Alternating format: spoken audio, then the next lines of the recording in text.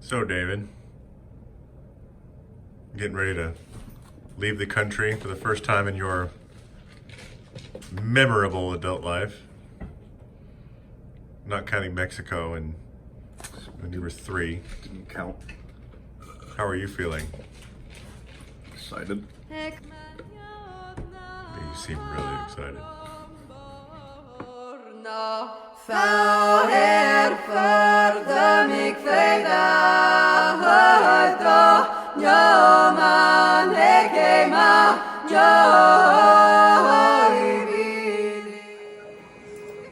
Waiting for David at the checkpoint.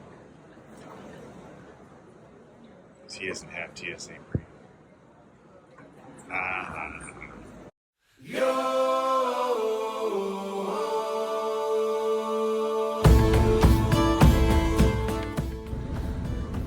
Well, we did it. We got here 2 hours ahead of time. Yes, we did. 2 hours. Now we just gotta figure out what we're gonna do for the next 2 hours. So my brother David gets bitten by the travel bug and tells me he wants to go to Iceland. Naturally, me being the responsible older brother not prone to rash decisions, immediately decide to book travel for the both of us. The plan was to spend the next 7 days driving the 800 miles around the country's ring road, packing in as many sites as we possibly could. We touched down at Keflavik, picked up our camper van, and set out to explore the city of Reykjavik, Europe's most northern capital.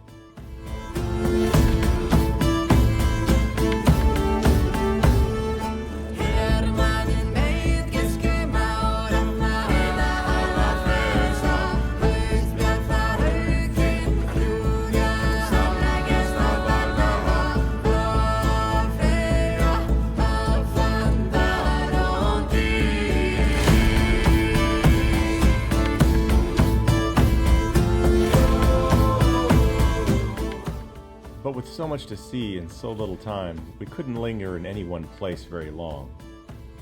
So after a brief walking tour of the city and sampling some of the local cuisine, we set about to our first destination on the itinerary, Iceland's Golden Circle.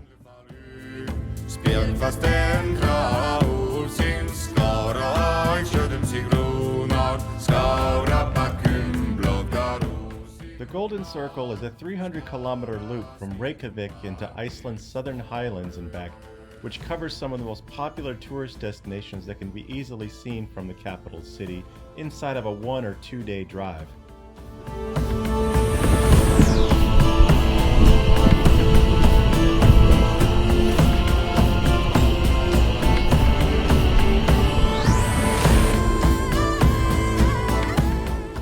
Just went back there and saw the, here to take a stab at the name, Foss. If I saw it, I could say it. But I'm not looking at it, so I ain't gonna butcher it. Wow, that's mighty decent of you.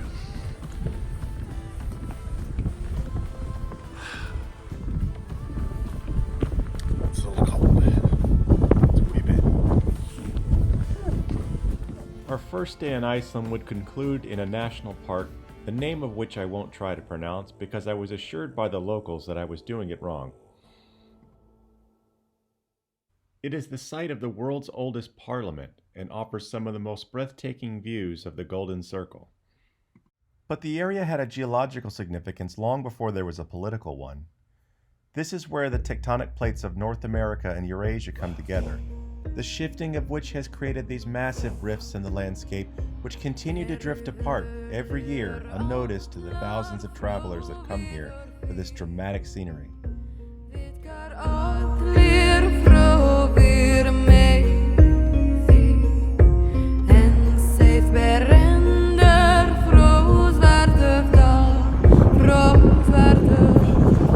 So yeah, we're at the geyser in Iceland, along Iceland's Golden Circle, as they call it, and as you can see behind us here, got these hot vents of steam coming out of the earth. Kind of cool, and smells kind of sulfurous. They would smell that, like rotten eggs. Yeah, it's a lovely smell. kind of cool. It was pretty cold today, but you know, not enough to make us miss this absolutely gorgeous countryside. So we're gonna continue on up and look at that one. There's a good.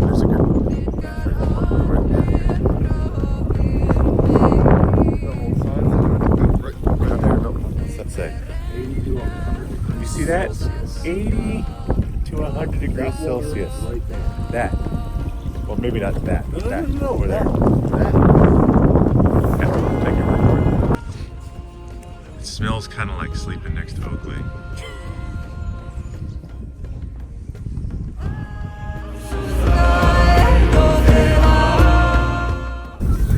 We're at the geyser, and you guys just missed it. Tell them. We didn't have the camera rolling when it went off. Now I gotta stand here waiting for it to happen again, and I don't know how frequently this thing goes off. So, and there's two others, so this is like we're gonna be sitting here playing the shell game for, you know, like whack-a-mole. It smells like shit too. Very sulphurous. Crap. Okay, alright, the next one, do a slow-mo. Crap! I missed it again. Oh well, I got most of it that time.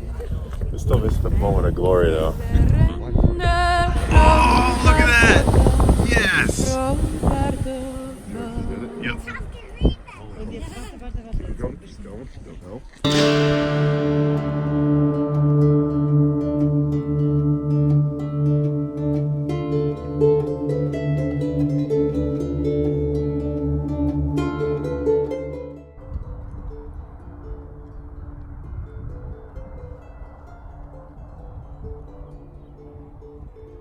I don't know why, but there's something about this overcast doing it for me.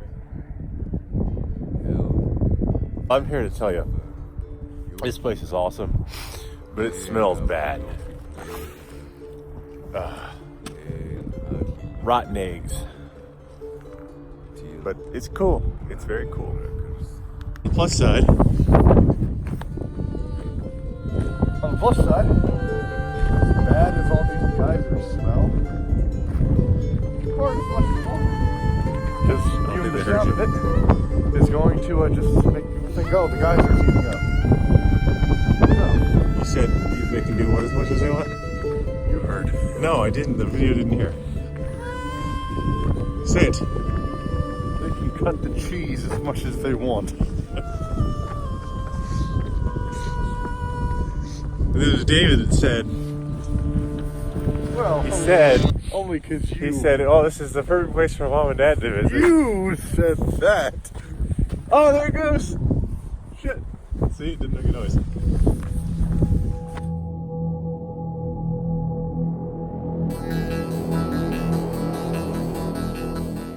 This here. What do you got there, David? What do you got there? Smoked lamb, eggs, and toast. Daniel knows what he's doing. After a rainy night in which we caught up on much overdue sleep, we got up the next morning and drove to our next destination on the Golden Circle, Gullfoss.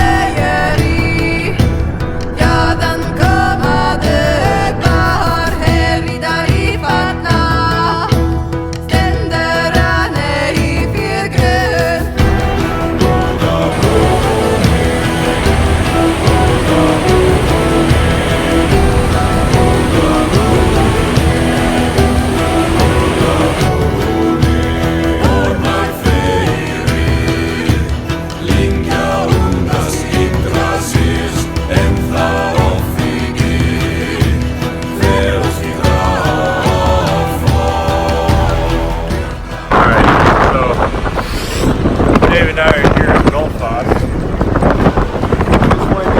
which in Icelandic means golden waterfall. And I'm not sure what you're going to see. It's a very impressive sight. It's hard to get it all in one shot. We're standing high up here. You can kind of see sort of the magnitude of it. There's really two great big waterfalls. And the waterfall itself is impressive, but behind us as well. Yeah. It's kind of cool. You have the upper waterfall that kind of plunges down into one, and the second waterfall that plunges down deeper into a fissure in the earth. The river continues on. Quite a sight.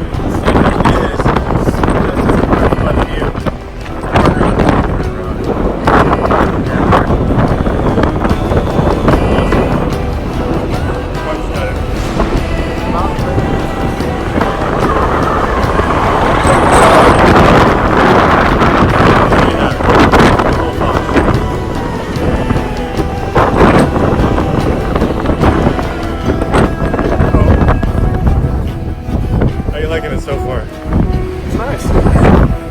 That's an understatement.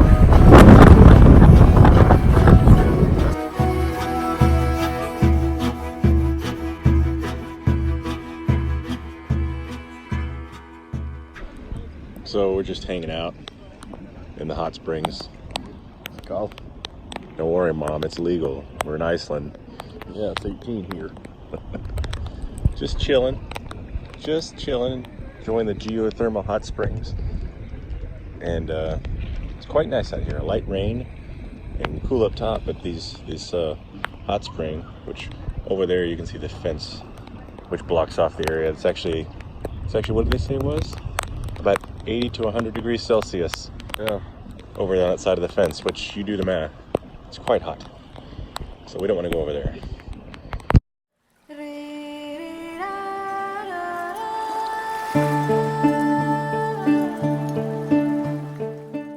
A trip to Iceland wouldn't have been complete without a stop at the Lava Center, where we saw amazing exhibits and learned a great deal of the geographical history of the island and the volcanic activity that formed it over millions of years.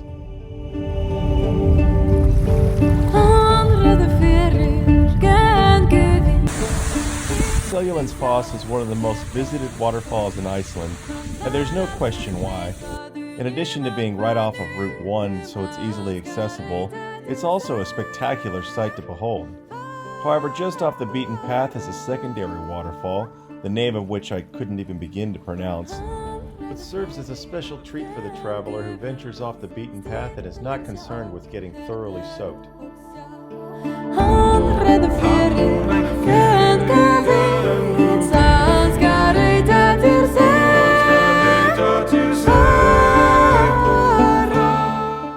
Another short drive down the ring road brought us to our next waterfall on the list, Skogafoss. Despite arriving late in the evening, there was still plenty of daylight to explore the area, and unlike previous waterfalls we'd visited, Skogafoss included a trailway that led up to the top of the waterfall and the river beyond. Oh God! We're climbing up to the top of Skogafoss. So many stairs! It's so far. There's so many. So many. So many.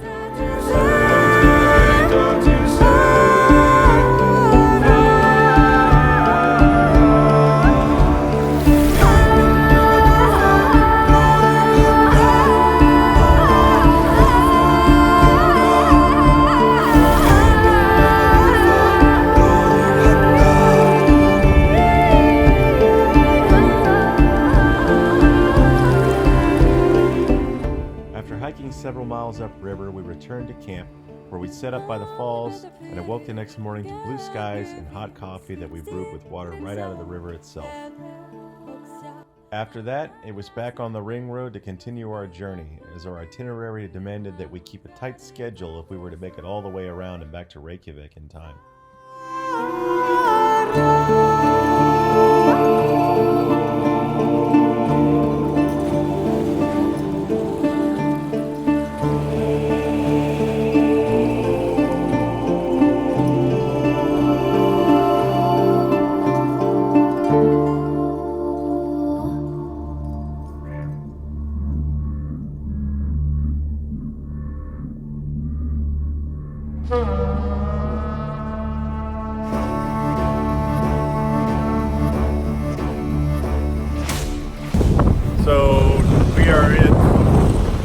Yara, familiar to those of you who watch Game of Thrones because it's the location where they filmed Eastwatch by the Sea.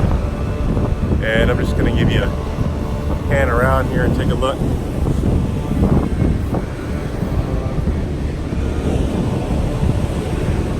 Kind of hard to get it all because it's so massive, massive.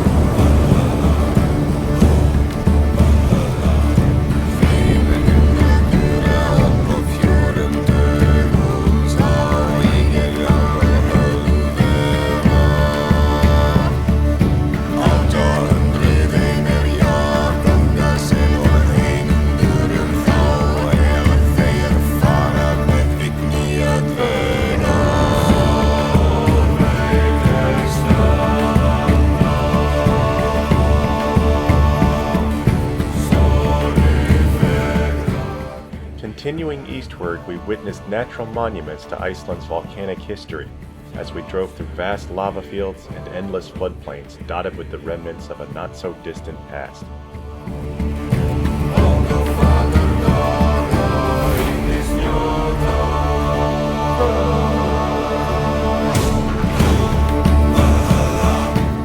Our next destination was another place where we easily could have spent days exploring. Vatnajökull is the largest glacier in all of Europe, covering 8% of Iceland's landmass at over 3,000 square miles. The park offers daily tours hiking on the glacier itself, and while David and I only hiked as far as the melting waters would allow us, we still felt the temperature of the air drop about 20 degrees as we got closer. Driving to the far side of the park, we experienced Jökulsárlón, the glacier lagoon where every year chunks of ice float off, creating dramatic impressions on tourists and photographers alike.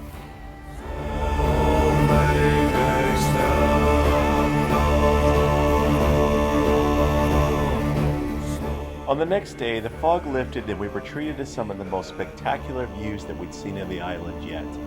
We had a long journey ahead of us since we traveled from the village of Hofen, where we had stayed the night previously, to the eastern capital of Íslandir. En route, we witnessed some of the most spectacular scenery that we could have ever imagined. It was the sort of imagery that you would expect to see in artwork, or maybe some kind of CGI-generated fantasy realm, but certainly nothing you ever intend on seeing with your own eyes.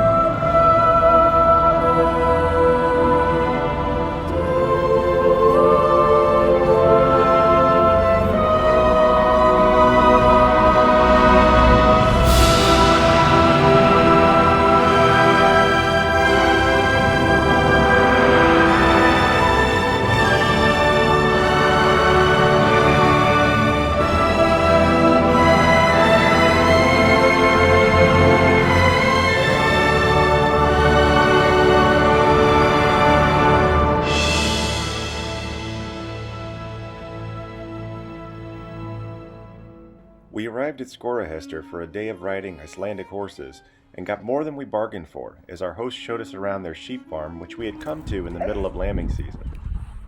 Aw, look at you, puppy. Good boy. Get video of him so you can hear him doing the meh.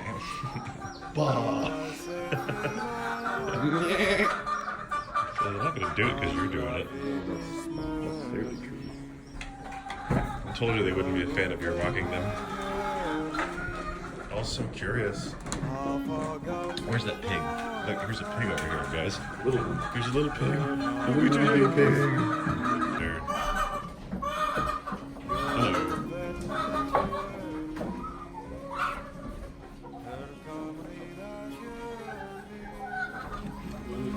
Hjogum fer með hjörði Í sunis með rórnor Og forogum fyrjum Fågengur og sjösnornor Fysum hins að heita Heimbjóða meldisi Efurlúðin Mersendor Blóður skókar með ásum Hían veng ídleika Lífs lindastund Leiðandi skordeyja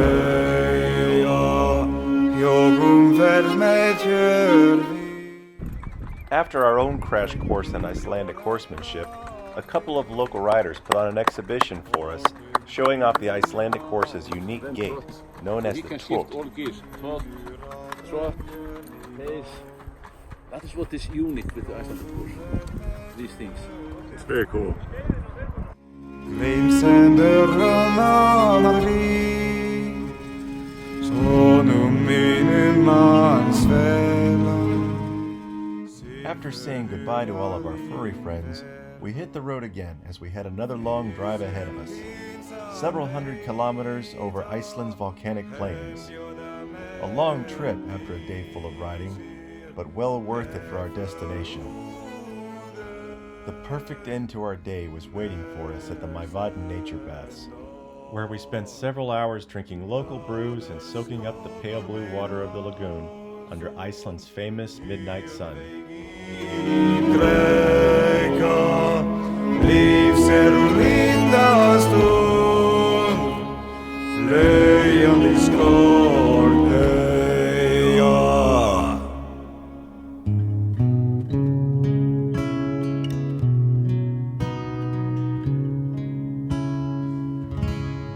Far over the misty mountains cold. Dumuborgir is a large area of unusually shaped lava fields just east of Maivatn. The area is composed of various volcanic caves and rock formations, reminiscent of an ancient collapsed citadel, hence the name, which translates literally to Dark Castle. To find our long forgotten goal. The pines were roaring on the heights. The winds were moaning in the night. The fire was red, flames spread.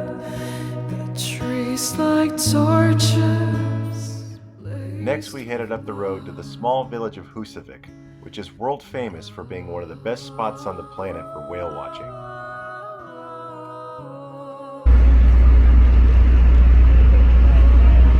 David has led us on an excursion to find the white whale. Can you hear the blood and thunder? He's trying not to smile because he's mad at me. I got the last hot dog with bacon on it. Torches blazed Seems For really the third time. seems really a small thing, honestly to be upset about, but especially Once you've done it 3 times now. when we're in Iceland, you can tell he's upset.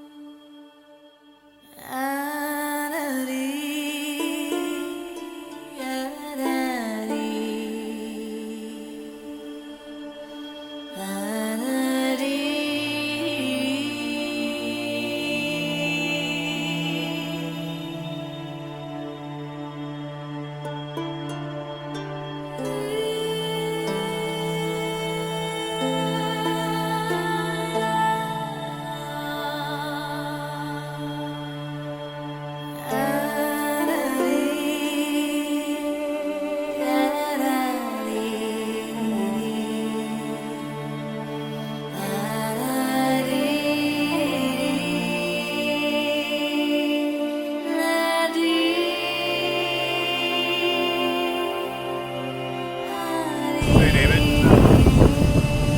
Say hello.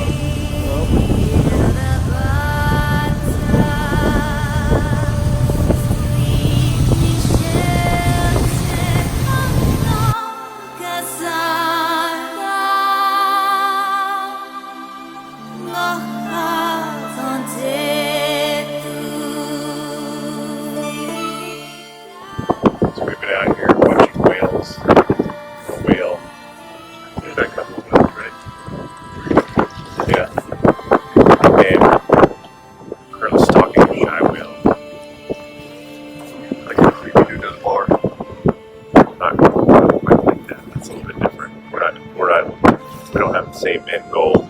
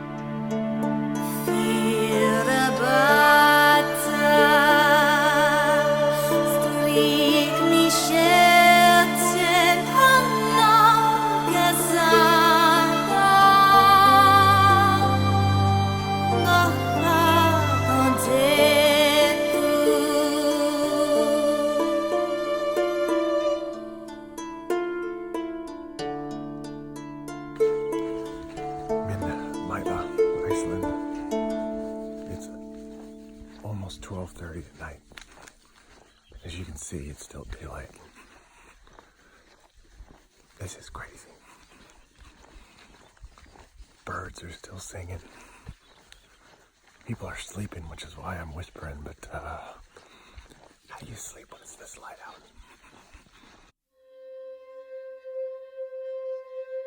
The next day we continued to explore the Maivatn area and the many geological features left behind from the eruptions throughout the centuries by the nearby volcano, Krafla, including this small lava cave containing a thermal spring, which may be recognizable to some fans of HBO's Game of Thrones as a filming location from Season 3.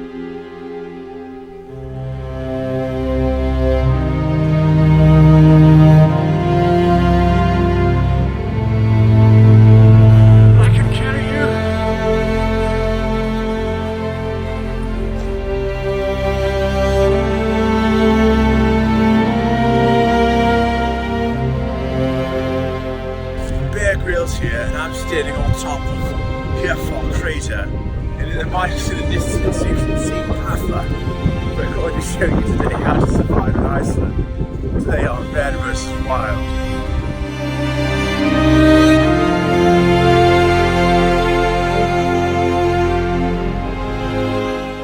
As we left the Maivatn area, we had one more spectacular waterfall left to stop and gawk at.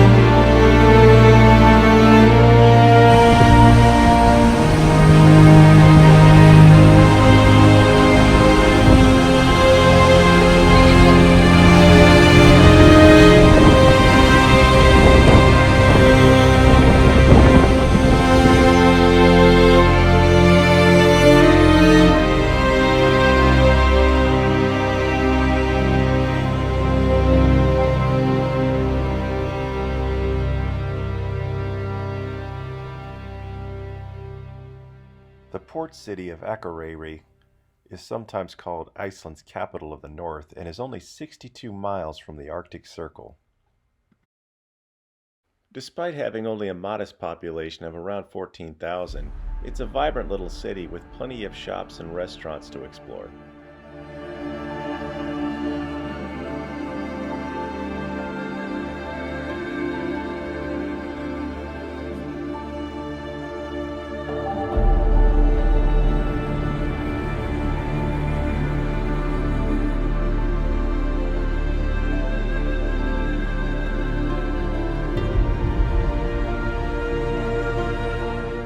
But we hadn't come for shopping or fine dining.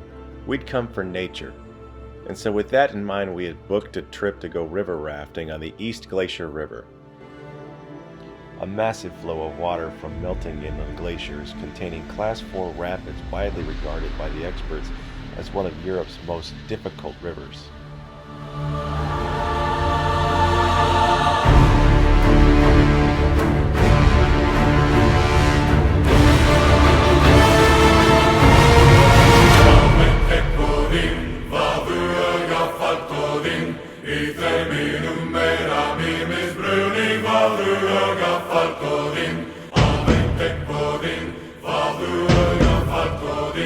Reker mjög í mér mögum ferjana ferja á sá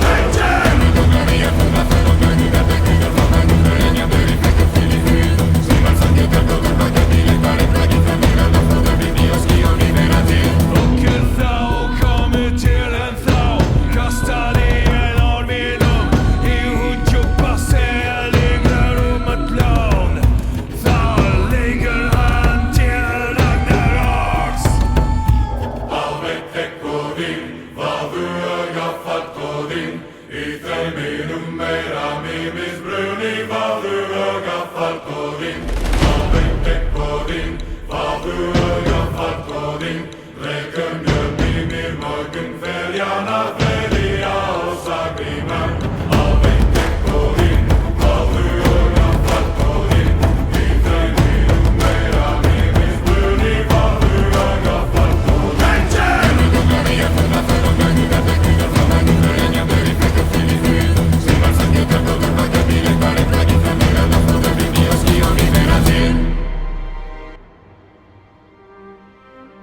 And just like that, it was over.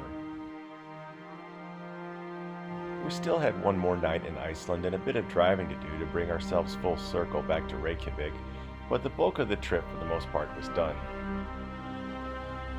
As we settled in for camp that night in the little town of Bogarns outside of Reykjavik along the shores of the Atlantic, we reflected on the trip that was coming to an end.